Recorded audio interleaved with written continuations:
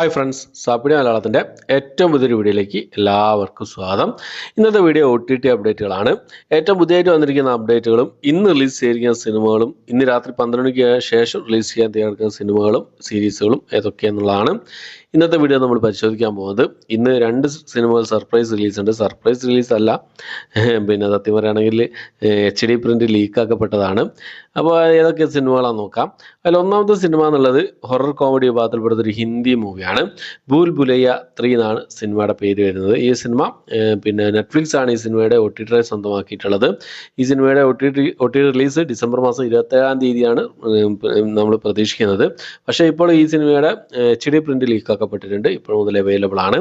അതുപോലെ തന്നെ അടുത്തൊരു ആക്ഷൻ കോമഡി ത്രില്ലർ സിനിമയായിരുന്നു, ഹിന്ദി മൂവിയായിരുന്നു സിംഗം എഗെയിൻ എന്ന് പറഞ്ഞ സിനിമ. ഈ സിനിമയുടെയും HD പ്രിൻ്റ് ലീക്കാക്കപ്പെട്ടിട്ടുണ്ട്.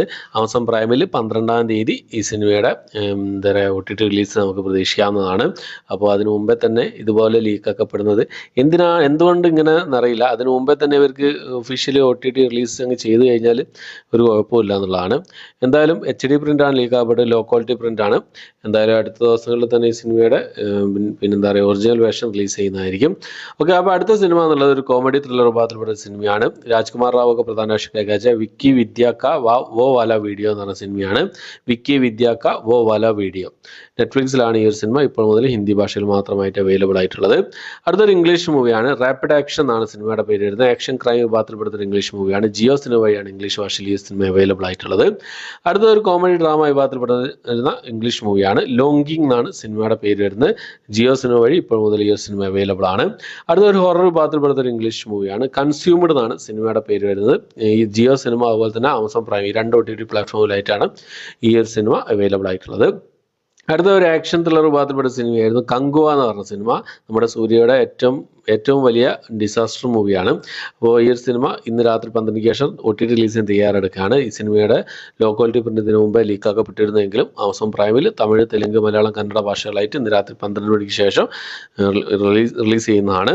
ഓക്കെ, അപ്പോൾ അടുത്തത് അഭിഷേക് ബച്ചൻ പ്രധാന വേഷം കൈകാര്യം ചെയ്ത് തിയേറ്ററിൽ പരാജയപ്പെട്ട ഒരു സിനിമയായിരുന്നു ഐ വാണ്ട് ടു ടോക്ക് എന്ന് പറഞ്ഞ സിനിമ. ആമസോൺ പ്രൈം ആണ് ഈ സിനിമയുടെ OTT സ്വന്തമാക്കിയിട്ടുള്ളത്. ജനുവരിയിലാണ് ഈ സിനിമയുടെ OTT റിലീസ് പ്രതീക്ഷിക്കുന്നത്. ഓക്കെ, അടുത്തത് മലയാളം സിനിമയായിരുന്നു പഞ്ചായത്ത് ചെട്ടി എന്ന സിനിമയുടെ ഒരു അപ്ഡേറ്റ് ആണ്.